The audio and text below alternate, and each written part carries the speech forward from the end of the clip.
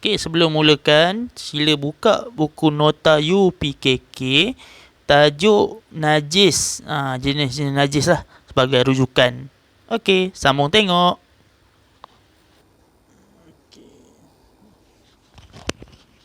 Bismillahirrahmanirrahim.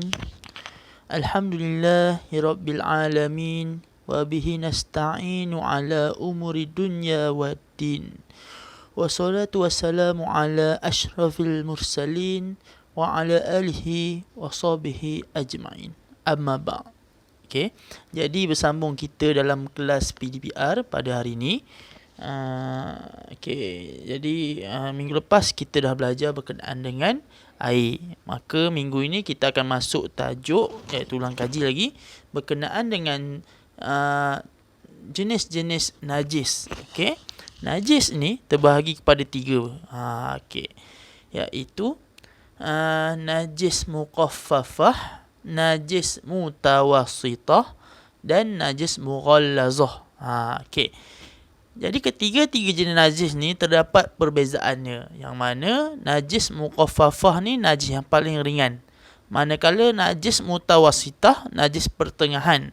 Dan najis mughallazah ialah najis yang paling berat. Okey. Jadi macam mana kita nak bagi contoh pada najis ni? Okey, kita tengok satu persatu. Okey. Najis muqaffafah ni ialah air kencing kanak-kanak lelaki berusia kurang 2 tahun. Maksudnya dengan syarat dia hanya minum susu ibunya sahaja. Okey. Itu najis. Contoh ada adik-adik kamu ataupun ada baby yang mana dia hanya minum susu ibu dia, dia tak minum susu formula, yang susu bancuh tak minum. Makanya air kencing dia tu dikira najis muqaffafah. Kemudian cara nak bersihkannya, kita percik air. Sekarang ni dah ada spray kan, spray sembuh. Maka spray air tu dan lap. Tak jadi masalah. Macam tu je cara nak cuci najis muqaffafah. Okey. Kemudian najis mutawassitah. Ini najis pertengahan. Okey. Najis pertengahan ini contohnya apa dia? Darah, nanah, tai, air kencing, okey, bangkai, okey. Itu jenis-jenis dia lah. Cecair dan contoh arak kan, cecair yang memabukkan. Okey. Kemudian najis ni contohnya apabila kita nampak bangkai ke najis pertengahan ni, okey, cara andai kata terkena kita ataupun ada dalam rumah kita, maka cara nak cuci dia ialah cuci dengan air mutlak sehingga hilang 3 benda, iaitu rasa, warna dan bau. Rasa, warna dan bau. Maksudnya kita guna air mutlak, air biasalah, air pipe kan, air mutlak. Maka cuci sampai hilang 3 benda: warna, rasa dan bau. Sebagai contoh, ada dekat lantai tiba-tiba ada darah binatang kan, mana tahu ada bangkai ke, maka kita cuci dengan air mutlak, gosok betul-betul. First mesti hilang dia punya warna merah darah tu hilang. Kemudian bau, kita bau darah tu dah hilang. Rasa bukan rasa guna lidah. Rasa tu maksudnya kita pegang permukaan tu. Andai kata masih ada rasa-rasa kesat-kesat lagi, kesan darah tu, maka cuci lagi sehingga hilang rasa tu. Okey. Kemudian yang terakhir ialah najis mughallazah. Okey. Najis mughallazah ni dia najis berat. Kira berat lah. Andai kata kena kita ataupun andai kata dia menjadi najis berat sebabnya tengok apa benda najis berat ni. Okey, segala perkara yang ada hubungan dengan anjing dan babi, iaitu khinzir lah. Nak cerita. Okey, bagi contoh, rumah, dia kata ada yang baru beli rumah, bagi contoh, datang rumah tu bekas orang bukan Islam, dan orang bukan Islam tu bela anjing, maka wajib kita untuk samak kawasan rumah tu. Itu bagi contoh lah. Macam mana cara nak samak dia? Tengok ni. Kita basuh 7 kali dengan maksudnya 7 kali kita basuh. Contoh rumah tu kan ada kawasan lantai rumah, Okey, kita basuh 7 kali, iaitu sekali 1 baldi dengan air tanah. Lagi 6 tu menggunakan air mutlak. Barulah kira kita dah bersihkan kawasan tu. Andai katalah, mana tahu kan, anjing terkena anjing kejar korang, mana tahu tiba korang jatuh, tiba anjing tu gigit pula kasut korang, maka samak kasut tu. Samak dia macam biasa 7 kali 7 basuhan, iaitu yang basuhan pertama mesti menggunakan air tanah, 6 lagi menggunakan air mutlak sahaja. Itu cara nak sucikan. Okey. Kemudian persoalannya, kenapa kita kena sucikan? Kenapa kena belajar bab najis ni?